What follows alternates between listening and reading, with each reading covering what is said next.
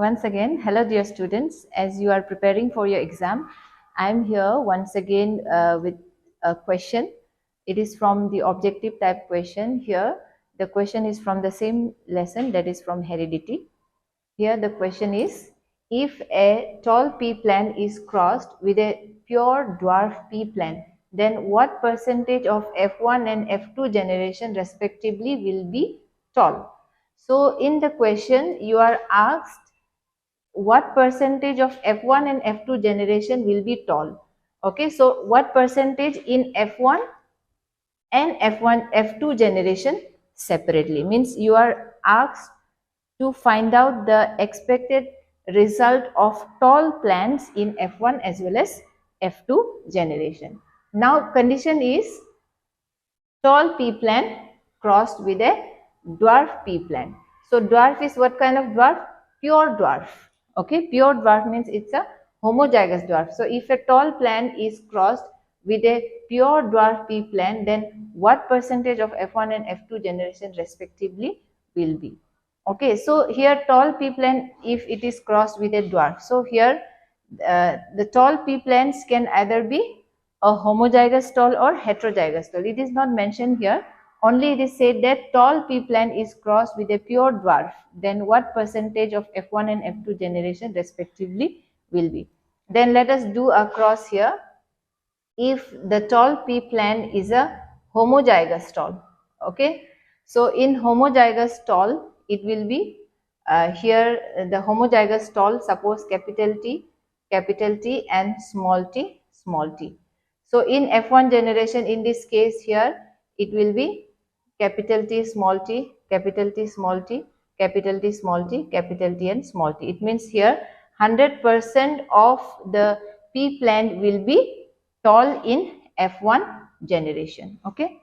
So in F1 generation, all the plants, means 100% of them will be tall pea plants. Now for F2 generation, what does Mendel used to do? To get F2 generation, Mendel used to self-cross the progenies of F1 generation. So progenies of F1 generation are all heterozygous tall. So let me make a cross between the F1 progenies to get F2 generation. So from this cross we will get F2 generation. So here capital T and small t, capital T and small t, since F1 generation all are heterozygous tall, then by the cross we get capital T, here capital T, small t, capital T, small t, small t and small t. Now we can see how many tall and how many short pea plant or dwarf. So this is heterozygous tall, homozygous tall, heterozygous tall. So 3 tall is to 1 dwarf.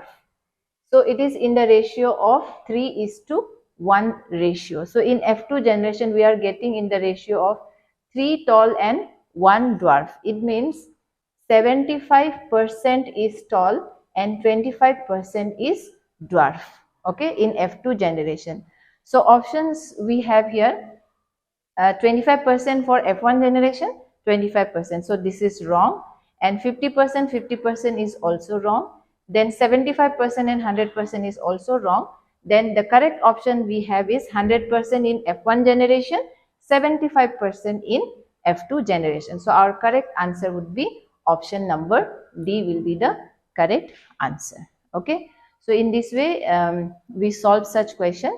Objective type question, you have to read the questions carefully, and if you are not very sure, then first of all try to strike out the most incorrect answers. Okay, for example here the most incorrect answer is these two, because in F1 and F2 generation both result can be same.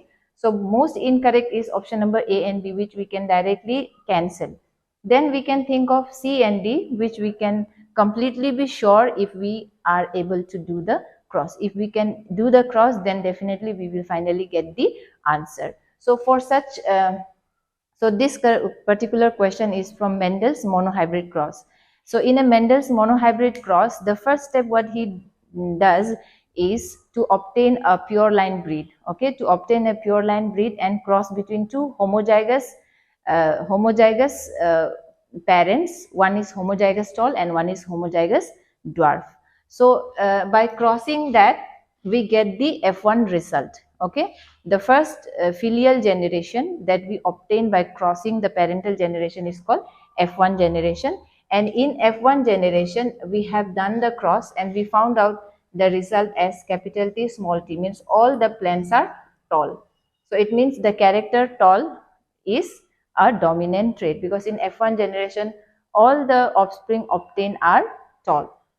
Now, to obtain F2 generation, Mendel used to self-cross. Okay, what is the procedure to obtain F2 generation? It is to self-cross. Self-cross F1 generation. So, by self-crossing F1 generation, we get F2 generation. That is the procedure. Okay. So, self-crossing means F1 generation, we have a heterozygous stall. So, in this Punnett square, we can write down the gametes as accordingly, and if we do the cross, finally we get the result. So result we obtain in F2 generation is in the ratio of 3:1, means out of total 100, 75 will be tall, 25% will be short. So it means if F2 generation, how much is tall? 75% is tall. Whereas in F1 generation, how much is tall? 100% are tall. So in this way you can solve the question. So please make sure that you have a good understanding about how Mendel used to do his experiment, both monohybrid as well as dihybrid cross. And in both the crosses, the principle behind doing the crosses are same. First, to obtain a pure line breed, and secondly to cross them. Secondly, to cross between these two homozygous breeds, and then to obtain F1 generation, then self-crossing F1 generation to get F2 generation. So same way in dihybrid cross also is done, but only that in dihybrid cross, two pairs of contrasting trait is considered. For example, the shape of the seed and color of the seed, like green in contrast with yellow, round in contrast with wrinkle. So there is shape and the color, whereas in monohybrid cross only one character is considered, that is about its height, the height of the pea plant, whether it's tall or it is dwarf. So with this I end here. I hope it will help you in preparing for your exam.